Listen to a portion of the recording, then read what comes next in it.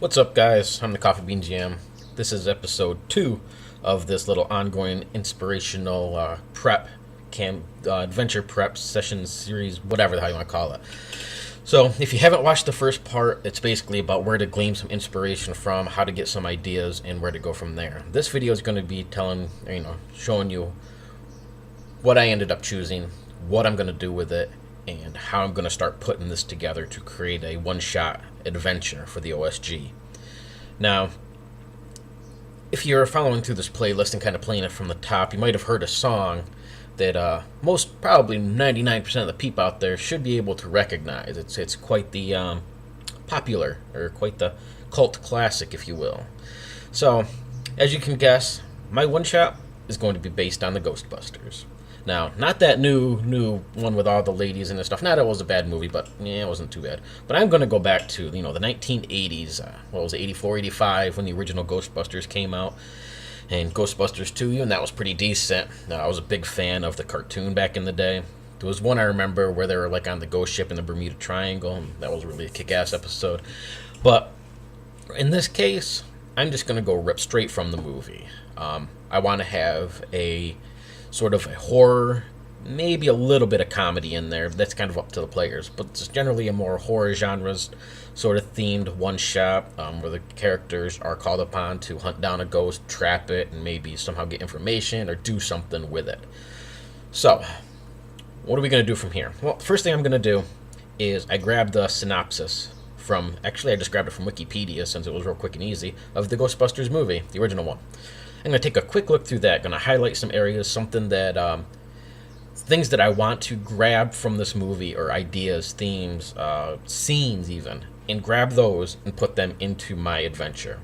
So I'm going to swap this video over here onto a Word document that I have and show you what I'm going through step by step, and we're going to start putting things together. So keep drinking your coffee, keep listening to metal, and let's get ready to roll here. Alright, so this is what we got here. This is straight from Wikipedia. I just copy and pasted the synopsis or the plot of the movie, basically. And we're going to take a look through this and just kind of see what we can glean, some ideas. And I'm just going to give you my thought process. I guess I'll speak out loud as I read through this and highlight some areas that, I feel kind of give it that feeling, that theme that I want for this game. So, obviously, we're going to have our characters. We're obviously not going to be using New York, but I like the idea of a big public library. So let's give that a little bit of a highlight right there. I'm just going to use, let's use orange, just quick and easy to see. So I like the idea of, maybe this is going to be in a major city of some sort. Maybe open the scene in the library, investigating recent paranormal activity. Might as well just highlight all of that, because that's basically what we're doing here. So highlight orange. All right. So they're going to encounter the ghost of a dead librarian, but are frightened away when she transforms into a horrifying monster. So I'm thinking maybe the group is in this library. They've been called here because some sort of ghost, something is going on. They need to look into it. And that's where we're going to open it up. And I'll probably open this game. I like the idea of opening something major going on, either with specific players or with the players as a group, or something that makes them jump right in, start rolling the dice, and start getting into the game. So being that they're in a public library investigating paranormal activity, I think I'm going to open this up with, the players are kind of in the middle of this whirlwind of books and shit that are just flying all over, trying to smack into them, almost open it up into combat, but not necessarily against something that they can see or something that they can follow. So I'm going to open it up, and they just have books flying off of shelves, statues being tipped over, tables kind of thrown across the room, tables and chairs. People running and screaming to get out of here as these players are targeted by this malevolent sort of ghost that is in this place. So what else do we got here? The Travis investigation. So I'm definitely going to have some investigation in this game. So let's kind of highlight that. They develop high-tech equipment. Ooh, see, now, the idea of high-tech equipment capable of capturing ghosts is kind of cool. Excuse me. So maybe, they're ghost hunters and this and that, but maybe somebody gets in contact with them after they deal with this library situation going on, a mad scientist character, maybe even a wizard or something like that, an artificer, who comes in and says, hey, I got this thing. I know there's a ghost out there. We need to capture it. I want to investigate or learn more about the paranormal and this recent uprising of ghosts and stuff. If we can get a hold of one of these things, maybe we can question or something. So he has come up with this small like wooden box of some sort that the players somehow have to get a hold of this ghost, maybe through another item or something like that, kind of like the Ghostbusters guns. Capture this thing, get it into the box for this guy. So the whole point of this adventure will be trying to find this ghost somewhere, capturing it within this box, and getting it back to this mad scientist guy who's going to then do something with it. So definitely going to use some sort of high-tech equipment or whatever. They capture Slimer. So basically in the hotel. So maybe just that would be a good miniature battle, minor battle, I guess, or a minor combat scene. I'll probably either run this either in 5e or Shadow the Demon Lord. I'm not sure which yet, depending on what kind of feeling I'm going to go for. But the idea that they capture their first ghost, in this case it's Slimer. I'm going to keep that highlighted just for reference point. But maybe this mad scientist is like, I don't want you to try and capture this major malevolent demon type ghost creature with us because I'm not sure how well it's going to work. Here, I know where there's a smaller encounter, a smaller ghost. See if it works there. We'll get a hold of that. Maybe I can glean some information from that ghost, and then you guys can go and try and tackle the bigger thing. In between that time, I'll work on perfecting this and maybe somehow powering it up a little more powerful to contain the main ghost. So he's going to send them off on their first mission to capture a minor ghost-type creature. So, let's see, they do that at a hotel. I really can do that pretty much anywhere. And then they set up, we don't need that. Okay, Ghostbusters retained, blah, blah, blah.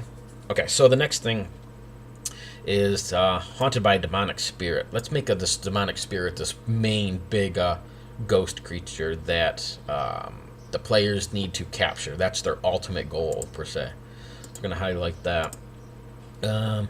We can definitely have it where it possesses somebody, an NPC or something, I believe. So yeah, right here, Dana's possessed. Let's highlight that. So we can start intermingling. Maybe there is a character, an NPC in the beginning, who the players somehow rescue in that library as they're getting attacked by books and flying tables and chairs. This young girl, we'll name her, let's just say Dana for the moment, and they help her out. That starts to create that NPC player connection a little bit. Now, in a one-shot game or a small adventure, it's hard to build that connection between the players and the NPCs because there just isn't a whole lot of time. But in something like this, we can kind of... generally, the players will go with what you give them for one shot. They understand that this isn't going to be an overarching campaign. So they'll generally latch on to NPCs and stuff like that out of almost expectations. So, if we put in this girl that they save, one of the players, odds are, is going to be interested. And if you have female players or something, or female characters, maybe even have it be a guy, a nerdy guy or something, try and create some sort of NPC connection there with the players. And then as we go down through towards the end of the game, they'll realize that this is the girl that is possessed, or this is the character, NPC, whatever, that is possessed by the demon, the ghost, or whatever you want to call it, that they're trying to capture. So then they have to both somehow save this girl, get the demon ghost out of her, exorcise her somehow, make sure that she's safe, and capture this ghost within the box and get it back to the scientist. So there's our adventure scenario, all in one sort of glob, right? So we'd have to come up with a good demonic sort of character. Let's see, Ghostbusters are arrested for operating unlicensed waste handlers.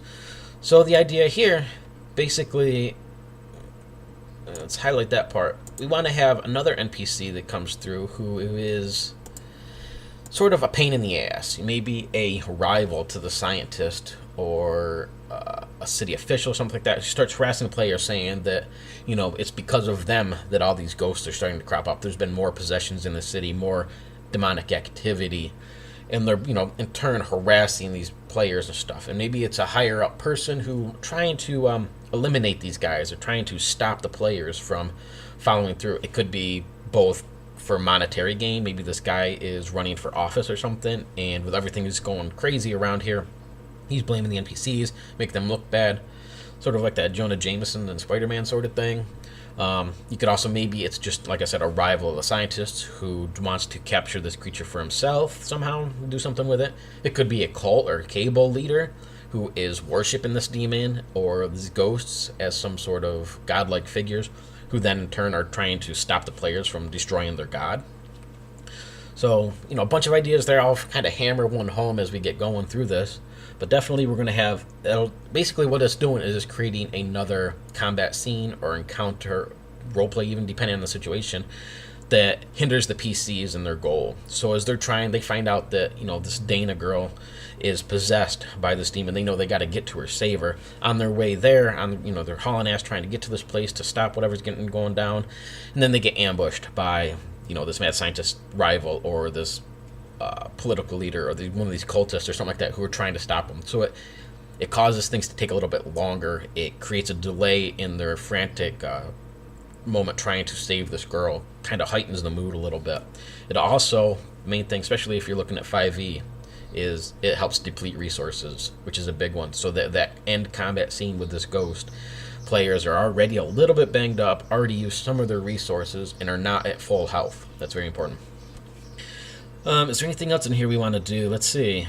Blueprints, cult leader, declaring 0-1, depending, gateway to summon Gozer. So yeah, this whole idea is that it's more of a cult leader. So I'll probably end up going kind of a more cult direction. This cult has summoned this demon, in turn is possessed this girl. Let's see, anything else in here? 22 flights of stairs to the Dana's building. So actually, that's kind of a cool idea. If we, in the movie, they're going up these stairs and everything, and they ended up having this final battle in the movie at the rooftop of this building. And that creates a cool moment because they're on the precipice of this building. They're fighting this demonic creature that's coming through the gate. Shit's going down, but they're on the edge of this building. One wrong move and they could go over the edge. So we definitely want to take that in consideration. Mainly, your other combats will probably be more kind of quick-based, a little more frantic, not a whole lot going on besides the encounter, where you want this final big encounter to be more epic. You want things going on, not necessarily with the monsters, but you want other things happening. You want them battling on a rooftop that's starting to crumble. These blasts going off that's shaking the building, causing them to lose their footage. Maybe this creature's up at the top of a podium that they have to get almost a king of the hill scenario. They have to get up to the top of this thing in order to reach that creature to do something to it. And it's constantly just grabbing them and throwing them off, potentially throwing them over the edge of this building. So there's more terrain things going on as well as the combat itself. So I like, let's see, Gozer, opens a gate between hellhounds. I'm just going to kind of highlight these 22 flights of stairs to Dana's building. Let's see, mascot from childhood. They ended up having the Stay Puft Marshmallow Man. Maybe, I'm going to highlight it for the moment just because it kind of gives me an idea. Let's highlight this. Obviously, I'm not going to have a giant Marshmallow Man tromping around the city. I could. But I'm thinking maybe this demon does summon, and demons in most games have the ability to summon other minor demons to their side and cause issues. Maybe this demonic entity, this powerful, almost demigod, sort of creature, calls forth, a gate to hell that opens up and demons just pour out across the city. Now that is going on, so they got, the city's being wasted by these demons that are just tearing through, killing people, destroying buildings, starting fires, just creating this mass riot that's going on around them. And their goal is to, if they can get rid of this demigod, they can send it back to hell, this ghost or whatever it is, then perhaps they can get, with him gone, all these other demons and stuff will kind of poof, go from existence, being shot back to hell, and they'll save the city. So what it creates is another moment on top of this already climactic battle where their resources are depleted a little bit. From there, they're going to be on top of this rooftop that is a dangerous location to have the battle, while below them the city is just raging riot of demons and people trying to fight them off, buildings being crumbled and torn apart, all while they're trying to defeat this demigod ghost creature. So it gives more and more to this combat encounter that's starting to build up. And, as they kind of realize that what they have to do is somehow destroy this creature, either by destroying it or entrapping it in this box that they were given. Ultimately their goal is to trap it in this box, but at this point they're just going to be like, oh shit, we need to kill this thing. So they might even completely sidestep and not even worry about the box at this point as they're trying to save the city. Or they might try to still capture it in this box for maybe safekeeping, a permanent prison sort of thing. So that's still there as well, but it's up to the players to decide what they want to do. And that's what you want. You want to have that player agency so they can decide how they want to deal with this. You're just giving them the tools to do so. And then, the thousands of New Yorkers wipe themselves free of marshmallow. Ghostbusters are welcomed to the street as heroes. Same thing with the players. They destroy this ghost. They get it back into hell. They save the city. They capture it in the box. Whatever happens, they are then looked at as heroes. They save the cities. And that's a great ending, especially for a one-shot game, as these players feel good. They went through. They learned a little bit about the city. They met some cool NPCs. They had an awesome-ass battle, and they saved the city. And that's what you want. A great all-encompassing one-shot that has kind of the run of emotions. So, being what I highlighted here, I'm going to start kind of putting them into blocks, setting the scenes, and that's what I'm going to do with each of these, is almost set a scene, an encounter, a scene within this one-shot that lets the players move through it step by step. And that almost sounds railroady, but by the time we're done, it's not going to be a railroad mission at all. Well, to some degree, because a one-shot kind of is. I'll do a whole nother video on that some other time, because I don't want to get into the different tangent. But the trick with a one-shot game or a small, short campaign adventure is to have it almost railroady on the GM scene, so you know when scenes kind of click in when, but to have it on the player side not look that way or feel that way. And it's a tricky scenario, and I'll show you some steps of what I do to kind of make that happen. So stay tuned with me. Keep cranking up the metal. I'm going to play some more tunes here. I'm going to get this in order. And in the next video, we're going to start building these scenes, building these encounters, and putting things into a concrete format. So stay with me. Like I said, crank up the tunes, roll some dice, and rock out, guys.